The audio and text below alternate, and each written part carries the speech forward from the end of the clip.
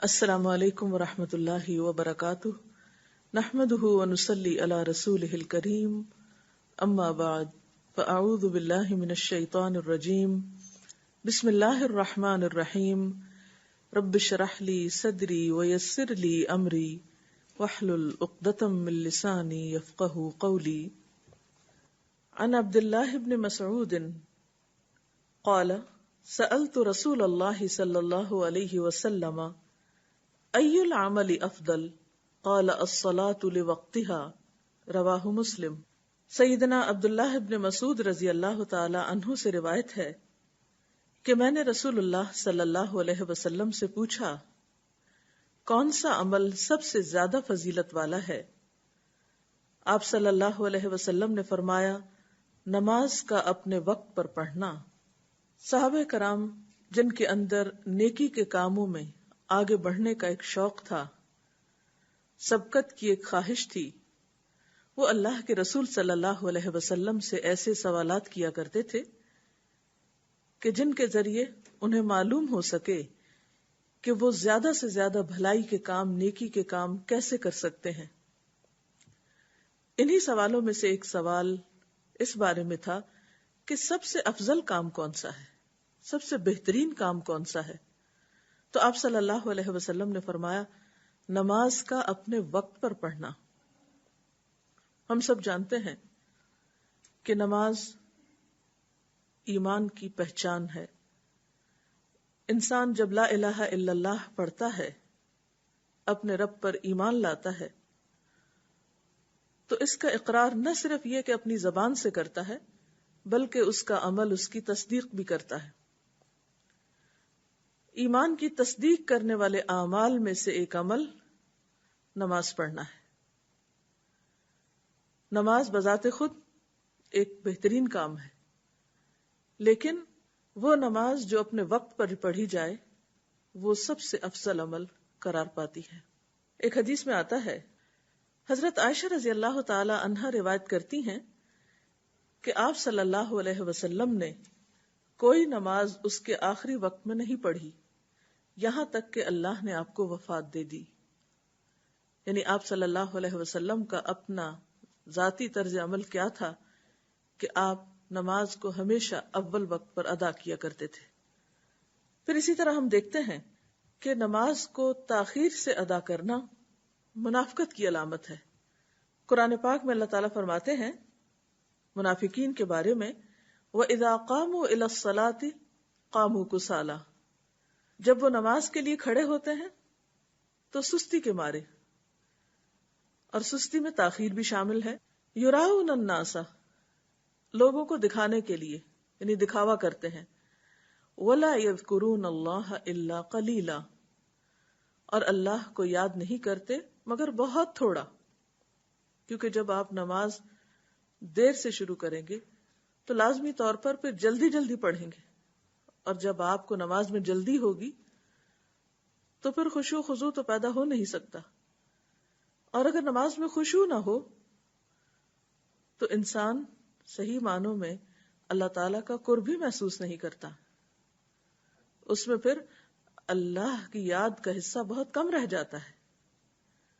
لہذا یہ منافقت کی علامت ہے کہ انسان نماز میں تاخیر کرے اور سستی کے مارے پڑھے، یعنی نماز پڑھنے کے لیے اس کے اندر کوئی امنگ ہی نہ ہو، شوق ہی نہ ہو۔ حالانکہ نماز کیا ہے؟ اللہ سے ملاقات کا ایک ذریعہ ہے، اللہ تعالیٰ سے اپنے تعلق کی تجدید ہے، اپنے گناہوں کی معافی ہے، اپنی بھلائی کی دعائیں ہیں، دنیا اور آخرت کی خیر اور برکت کے لیے اللہ تعالیٰ سے ایک دعا ہے۔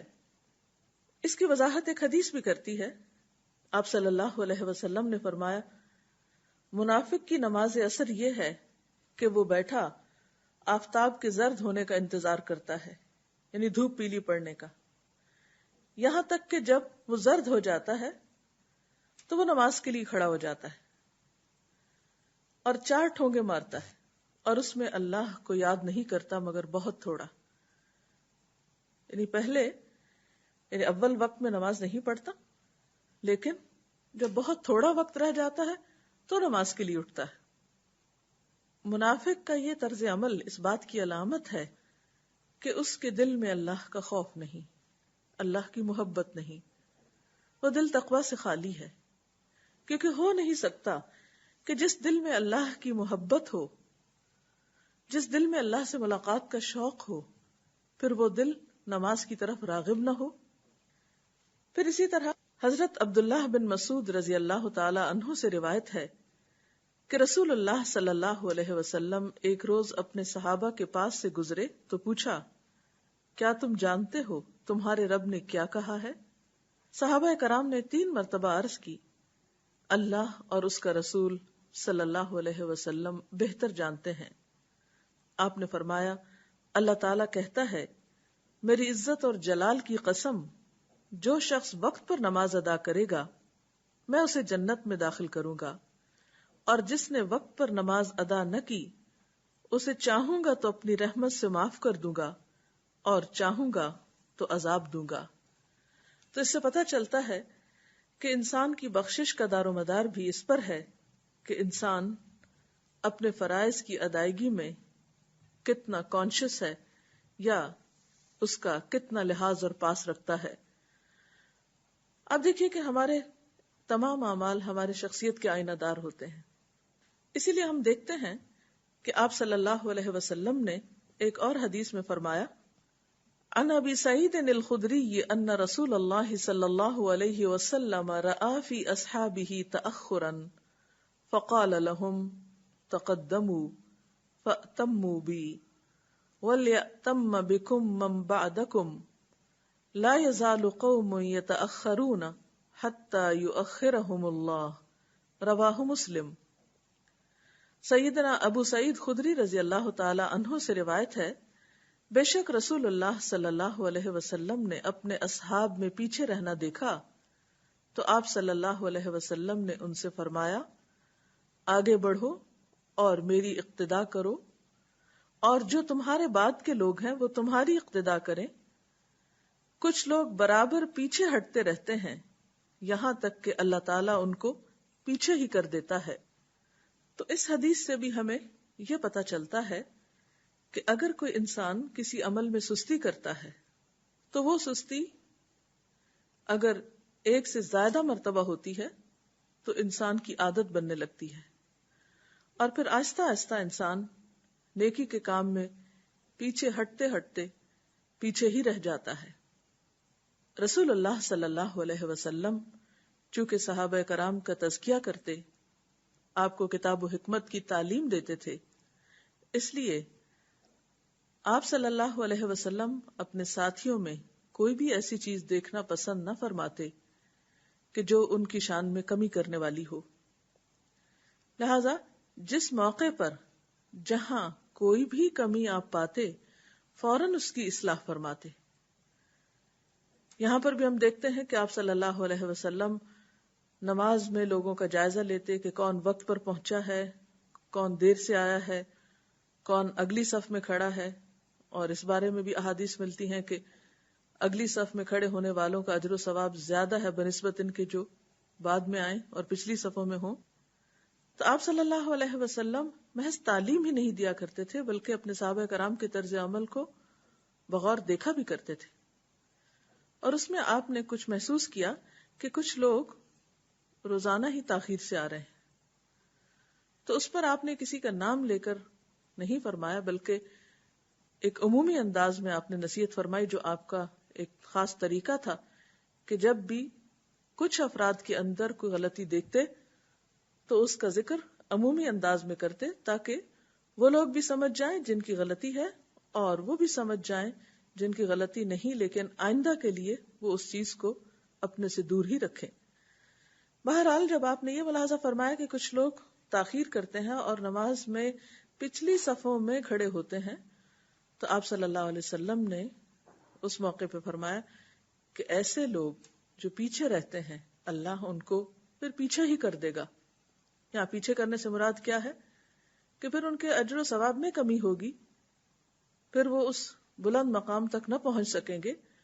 اور ایسا کہنے کا مقصد دراصل یہ تھا کہ لوگوں کے اندر آگے بڑھنے کا شوق پیدا ہو، جیسا کہ ہم قرآن پاک میں بھی دیکھتے ہیں، اللہ تعالیٰ فرماتے ہیں فاستبقوا الخیرات، نیکی کے کاموں میں بھلائیوں میں سبقت کرو، آگے بڑھو، دوڑ لگاؤ، ففروا الی اللہ، اللہ کی طرف دوڑو. یعنی انسان ہمیشہ زندگی میں کچھ چیزوں کی طرف دوڑتا ہے اور کچھ چیزوں سے بے نیازی برتتا ہے. تو دین اسلام میں خیر اور بھلائی کی طرف بڑھنے کی طرف لوگوں کو ہمیشہ راغب کیا گیا اور برائیوں سے رکنے کے لیے کہا گیا. تو فاستبقوا الخیرات میں ہم دیکھتے ہیں کہ جو لوگ دین اسلام میں سبقت لے گئے اور نیکی کے کاموں میں ہمیشہ آگے رہے، ان کے لیے آخرت میں بھی بلند درجوں کا وعدہ ہے. اللہ تعالیٰ فرماتے ہیں فالسابقون السابقون اولئک المقربون، کہ سبقت کرنے والے تو پھر سبقت کرنے والے ہیں، یہی مقرب لوگ ہیں. یعنی قیامت کے دن اللہ تعالیٰ کے قریب ہوں گے. اور جس کو اللہ سبحانہ و تعالیٰ، اللہ رب العزت کی قربت نصیب ہو تو اس کے لیے اس سے بڑا آنر کا، عزت کا مقام اور کیا ہو سکتا ہے. لیکن یہ مقام انہی خوش نصیب لوگوں کو ملے گا جو دنیا میں نیکی کے کاموں میں جلدی کرنے والے اور آگے بڑھنے والے ہوں گے. اسے بعض اوقات دیکھنے میں یہ بھی آیا ہے کہ جب کوئی اچھا کام کرنا ہوتا ہے تو انسان قدرتی طور پر اس کے بہت سے پہلوؤں کو دیکھتا ہے کہ اس میں مجھے کیا فائدہ ہوگا، میں کر سکتا ہوں یا نہیں. بعضوں کا شیطان بھی انسان کے دل میں وسوسہ ڈالتا ہے کہ دیکھو تم شاید یہ تمہاری ہمت سے بڑھ کر ہو یا تم ایسا نہیں کر سکتے. تمہارے جو فرائض ہیں وہ تو فرائض ہیں، ان میں تو ہمیں سوچنے کی ضرورت نہیں ہے. لیکن کچھ کام ایسے بھی ہو سکتے ہیں جو نفل کے درجے میں ہوں اور انسان کے لیے ان کو کرنے کی پابندی نہ ہو، تو بھی انسان یہ نہ دیکھے کہ اور کوئی کر رہا ہے یا نہیں کر رہا، یا کتنے لوگ باقی رہ گئے کرنے والے. جس شخص کے سامنے نیکی کا جو موقع آئے وہ اس کو اویل کرے، اس سے فائدہ اٹھائے اور سبقت کرے اور آگے بڑھ جائے. کیونکہ انسان کو نہیں معلوم کہ وہ کتنے دن کے لیے اس دنیا میں ہے اور کتنا موقع اس کے پاس باقی ہے نیکی کے کام کرنے کا.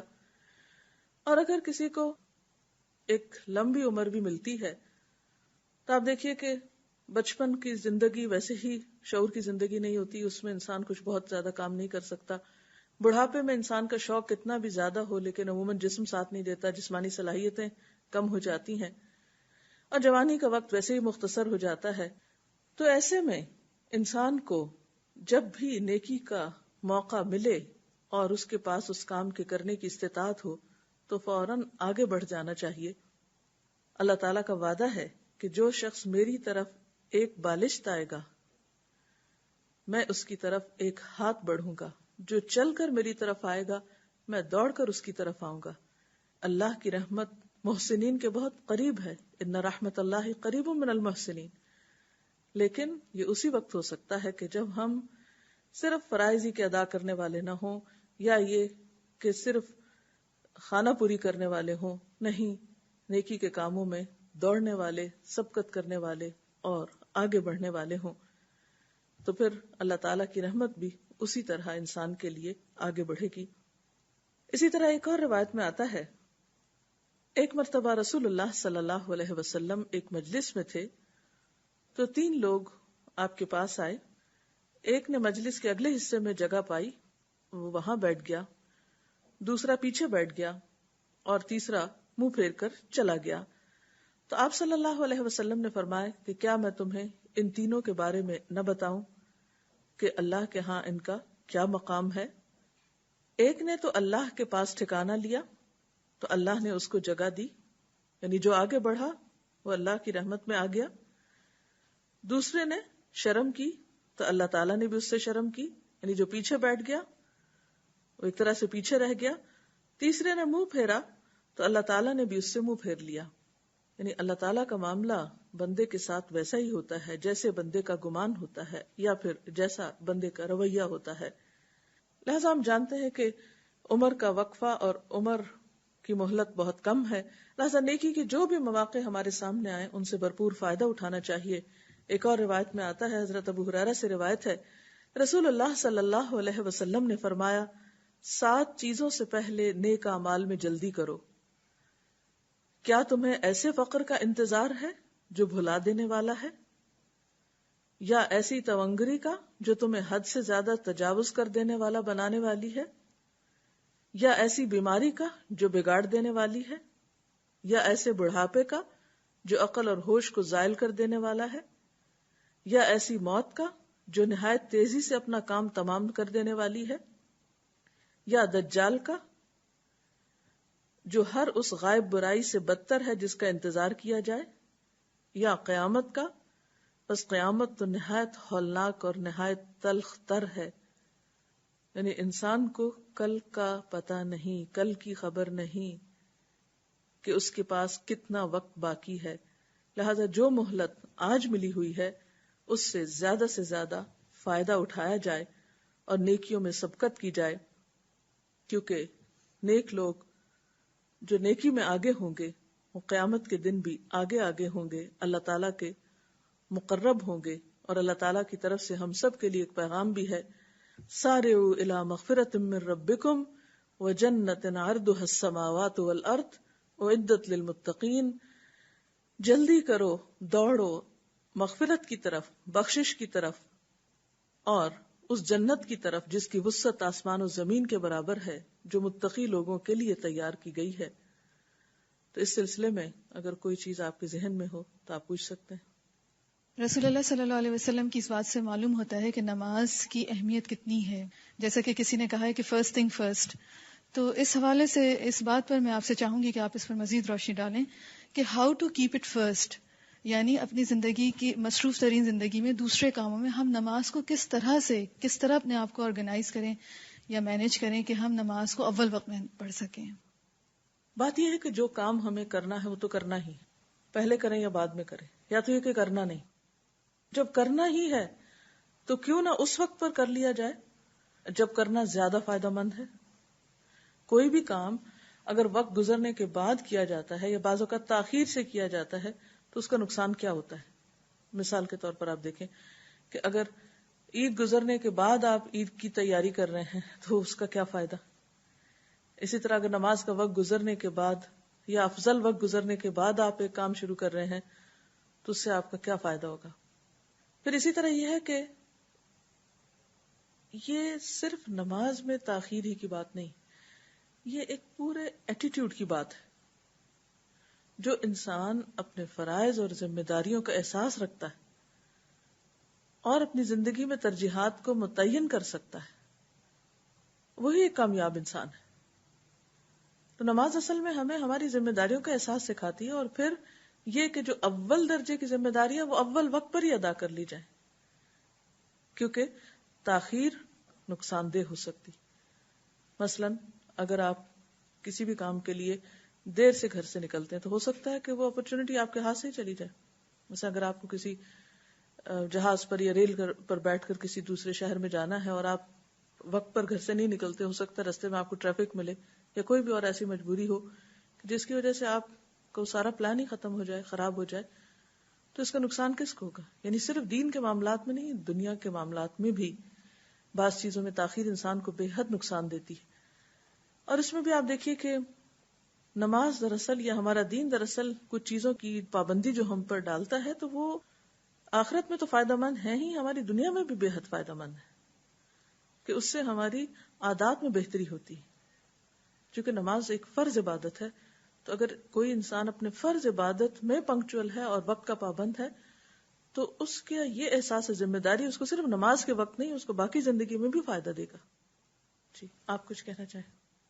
اسی بات کو میں آگے بڑھاتے ہوئے تھوڑا سا پوچھنا چاہوں گی کہ جیسا کہ نماز کی اہمیت اس حدیث سے واضح ہے، لیکن اس کے باوجود ہم دیکھتے ہیں کہ ہمارے معاشرے میں نماز پڑھنے کا جو شوق ہے وہ آہستہ آہستہ ختم ہوتا جا رہا ہے، اور اسپیشلی ہمارے یوتھ کے حوالے سے اگر بات کی جائے تو ان کے اندر یہ عادت بہت ہی زیادہ کم ہے۔ تو اس سلسلے میں اگر آپ کچھ تھوڑا سا کوئی پریکٹیکل ٹپ یا کوئی ایسی ایڈوائس دینا چاہیں کہ جو ہیلپ فل ہو سکتی ہے۔ اس سلسلے میں آپ دیکھیے کہ کوئی بھی درخت ایک دن میں نہیں لگتا۔ اگر بیج ڈالنے کے موسم میں بیج نہ ڈالا جائے تو جب پھل لینے کا وقت آتا ہے اس وقت پھل نہیں اترتا۔ جیسے ہر چیز کی پلانٹیشن کا ایک وقت ہوتا ہے، ایک خاص موسم ہوتا ہے، اگر اس وقت میں وہ کام نہ کیا جائے تو جیسے بے وقت کرنے سے وہ نتائج حاصل نہیں ہوں گے۔ اسی طرح اگر بچوں کے اندر بچپن سے ایک عادت نہ ڈالی جائے، یعنی وقت کی پابندی کی یا نماز کی پابندی کی، تو بڑے ہو کر ناممکن تو کوئی چیز نہیں لیکن مشکل ضرور ہوتا ہے۔ اسی لیے ہم دیکھتے ہیں کہ نبی صلی اللہ علیہ وسلم نے 7 سال کی عمر سے ہی نماز کی عادت ڈالنے کا حکم دیا کہ بچوں کو نماز کے لیے کہنا شروع کرو، اور 10 سال کی عمر میں اگر وہ نماز نہ پڑھے تو سختی بھی کرو ان پر. یعنی کسی اور معاملے میں سختی کا حکم نہیں جس طرح نماز کے معاملے میں. ایسا کیوں ہے؟ اس لیے کہ 7 سال کی عمر اگرچہ ایک بچپنے کی عمر ہے. اب دوسری طرف ایک اور حدیث میں بھی آتا ہے کہ رفع القلم عن 3، 3 لوگوں سے قلم اٹھا لیا گیا ہے، یعنی ان کے اعمال نامے نہیں لکھے جاتے، جن میں سے ایک بچہ ہے جو کہ ابھی چھوٹا ہے اور اس نامہ اعمال ابھی تیار نہیں ہو رہا. لیکن اس کے باوجود جبکہ نامہ اعمال ابھی نہیں تیار ہو رہا اور اس پر فرض ہے ہی نہیں نماز، پھر بھی کیا حکم ہے کہ اسے نماز پڑھنا سکھاؤ یا اس کو نماز کی عادت ڈالو. 3 سال تک اسے مہلت دی گئی، یعنی 10 سال کی عمر تک. 10 سال میں بھی نماز فرض نہیں ہوتی، نماز تو بلوغت پر فرض ہوتی. ہاں اگر 10 سال کا کوئی بچہ یعنی بچی بالغ ہو جاتی تو پھر الگ بات ہے. تو اس سے پتہ یہ چلتا ہے کہ کوئی ایسی ٹیمپریری یا وقتی یا آسان ٹپ نہیں ہے کہ جس سے جوان ہونے کے بعد کوئی شخص جلد نماز کا عادی ہو جائے. اس کی تیاری شروع سے کرنی ہوگی. ہاں بڑے ہو کر بھی فرض تو فرض ہے، اسے چھوڑا نہیں جا سکتا. ایسے میں جو چیز بہت مددگار ہوتی ہے وہ یہ کہ دوسرے کو عملی طور پر مدد دینا نماز کے اوقات میں. مثلا ہم بچوں سے یہ نہ کہیں کہ جاؤ نماز پڑھو یا اٹھو نماز پڑھو، ہم یہ کہیں کہ آئے نماز پڑھتے ہیں. ان کو ساتھ لے کر چلیں، ساتھ نماز کے اوقات میں کھڑا کریں، ان کو کمپنی دیں. اور آپ دیکھیں گے کہ اس سپورٹ سے بھی ان کے لیے کام کرنا آسان ہو جائے گا. اور اس کے ساتھ ساتھ ان کے لیے دعا بھی کریں کیونکہ دعا بہرحال فائدہ دیتی ہے. اس کے ساتھ ہی ہماری آج کی گفتگو مکمل ہوتی ہے. اجازت چاہتے ہیں. السلام علیکم ورحمۃ اللہ وبرکاتہ.